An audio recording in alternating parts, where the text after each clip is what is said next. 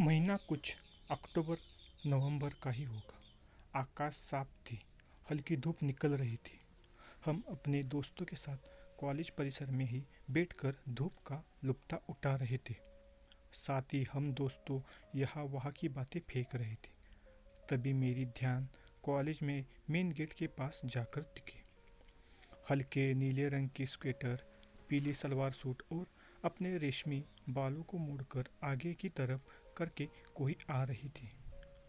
उसके चेहरे पर पड़ती हल्की धूप और उसके लीलार की लाल बिंदी गजब की खिल रही थी। जब वह मेरी नज़दीक आई तो मेरी आंखें खुली की खुली रह गई। अरे, यह तो निशा है। उसका नाम मेरे मुंह से अचानक निकल गए। मैं निशा को कई बार प्रपोज कर चुका था, लेकिन उसका अब तक कोई भी जवाब नहीं मिला था।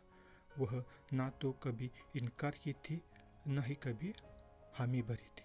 वह सिर्फ मुस्कुराकर टाल देती थी। यही कारण था कि मेरे दोस्त मुझे हमेशा कहा करता था कि निशा भी तुम्हें प्यार करती है, तभी तो वह तुम्हें इनकार नहीं करती है।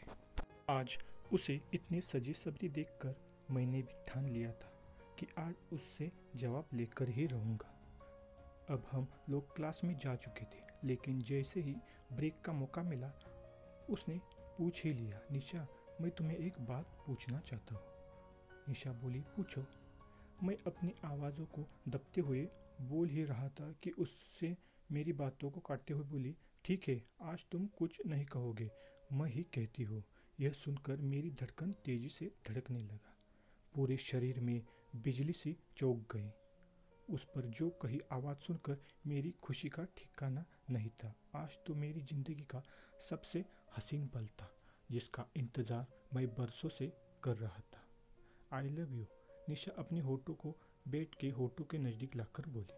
निशा मेरे प्यार को कबूल कर चुकी थी और देखते ही देखते कुछ देर में हम दोनों एक दूसरे के गले में लिपट गए। सदियों में बंजर जमीन पर आज पहली बार प्यार की गुलाब खिल रही थी। सभी दिशाएं मोहब्बत की इस रंग में विभोर हो चुकी थी। अब हम कुछ ही दिनों में लैला मजनू की तरह पूरे कॉलेज में फेमस हो चुके थे। हमारे सभी दोस्त निशा को भाभी कहकर बुलाने लगे थे। इसके बाद हम दोनों कई बार साथ में घूमे, मस्ती किए, कभी इस पार्क में, कभी तो उस पार्क में।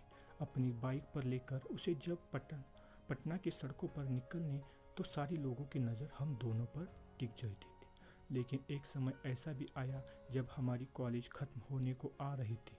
हम दोनों को अलग होने से कोई डर खाई जा रही थी। दिमाग में अलग अलग गजब गजब के ख्याल आ रहे थे। कभी सोचते हम दोनों शादी कर ले, तो कभी हम अपने परिवार के फैसले का डर सताने लगता था। जब हमारी कॉलेज खत्म हुई तो हम दोनों अपने अपने शहर वापस आ गए, लेकिन उसकी यादों ने यहाँ जीना मुश्किल कर रखा था। कई दिनों तो कुछ करने का मन ही नहीं रहा था। बस यूं ही उदासी में उसकी तस्वीरों को निहारता रहता था। मैं भाई बहन में सबसे बड़ा था, जिसके कारण पढ़ाई के बाद जिम्मेदारियां बनती थी कि मैं जल्द से जल्द जॉब कर लूँ। मैंने भी अपनी फर्ज निभाने हेतु सब कुछ कर रहा था। धीरे धीरे निशा को भूलने की कोशिश करना शुरू कर दिया। इस बीच में मुझे एक अच्छे कंपनी में जॉब ऑफर हुई। इतने दिनों में निशा मुझे भूल गई होगी, इस तरह का ख्याल मैं बहुत बार आया। लेकिन मैं यही सोचता था कि जब मैं उसे भूल नहीं पाई तो वो मुझे कैसे भूल पाएंगी। दिल तो चाहता था सब कुछ भूल कर उसके पास चले जाओ, लेकिन जिम्मेदारियां मुझ पर मजबूती से जकड़ रहा था। मैं आधे मन से जॉब के लिए इंटरव्यू देने चला गया। मुझे इस जॉब में कोई इंटरेस्ट नहीं था, मगर फिर भी उस जॉब के लिए चला गया। जैसे नदियों का पानी बिना सोचे समुद्र की तरफ चला जाता था, मैं उसी तरह बिना सोचे समझ गया ला रहा था। अब मैं इंटरव्यू के लिए ऑफिस पहुंच चुका था। ऑफिस में कई सारे लोग इंटरव्यू के लिए बैठे थे। मैं भी अपनी सारी बारी का इंतज़ार करने लगा। वहाँ भी निशा की यादें खाई जा रही थी और एक अलग तरह की तन्हाई मारी जा रही थी। जिस तरह सूरज के डूबे जाने के बाद सूरजमुखी के फूल मुरझा जाती है, वैसे ठीक मेरा भी वैसा ही हाल निशा के जाने के बाद हो चुका था। कुछ समय बाद मेरी भी बारी आ चुकी थी। सर, इंटरव्यू के लिए आपको अंदर बुलाया जा रहा है, उस कंपनी के एक कर्मचारी ने मेरे पास आकर बोला। ओके कहकर मैं ऑफिस के दरवाजे को हल्के से धक्का देकर अंदर गया। बड़ी बड़ी आंखें, रोदार चेहरा, चेहरे पर कड़क स्वभाव और बाल हल्के सफ़ेद एक व्यक्ति कुर्सी पर बैठा था। उन्होंने मुझे बैठने का इशारा किया। उसके बाद उन्होंने पूछा, नाम क्या है? जी, राजू अग्रवाल, मैंने कहा। उसके बाद उन्होंने कई सवाल पूछा जिसका जवाब मैं पूरी कॉन्फिडेंस के साथ देता गया। उन्होंने कुछ अजीब तरह के सवाल भी पूछे, जैसे तुम्हारे पिताजी का नाम क्या है, पिताजी क्या करते हैं, तुम कितने भाई बहन हो। इन सवालों के अलावा और भी कई सवाल पूछे, पर मैंने सभी प्रश्न का जवाब बिल्कुल सही सही देता गया। क्या किसी से प्यार करते हो? उनका यह प्रश्न सुनकर मैं स्तब्ध रह गया। भला जॉब के लिए इस तरह का प्रश्न कोई पूछता है? मैंने इस प्रश्न का जवाब खामोश रहकर ही देना उचित समझा। इस प्रश्न को सुनकर ऐसा लग रहा था यह जॉब इंटरव्यू कम और मेरी मैरिज इंटरव्यू ज़्यादा लग रही थी। तुम मुझे पसंद हो, उन्होंने बोला। मतलब तुम मुझे बहुत पसंद हो, उन्होंने बोला। अपने दाएं हाथ से रिंग बेल का बटन दबाकर किसी को बुलाया। इन्हें लेकर मैडम के केबिन में जाओ, उन्होंने आदमी को आने के बाद कहा।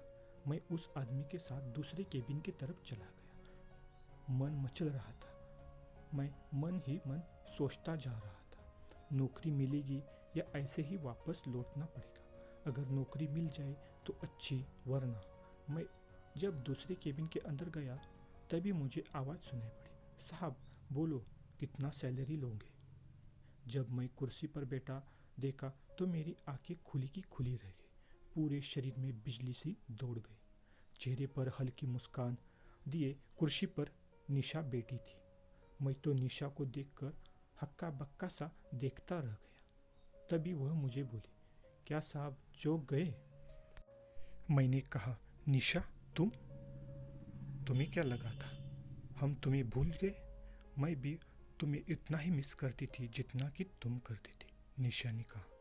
फिर हम दोनों ने एक दूसरे को गले लगा लिया। कुछ पल तक तो कहीं हम एक अलग ही दुनिया में खो गए थे। ऐसा लग रहा था किसी दिवालिया हुई इंसान को उसका पूरा संपत्ति फिर से वापस मिल गई। निशा ने बताया कंपनी उसकी पापा की ही है और निशा ने खुद बोलकर ही मैंने नौकरी के लिए ऑफर दिलवाई थी, क्योंकि मेरे बारे में निशा अपने पापा से बात कर चुकी थी और पापा मुझसे मिलना चाहते थे। अब तो हम दोनों मिल भी चुके थे। उसके बाद हम दोनों ने शादी की, हमारे परिवार की रजीमंदी से।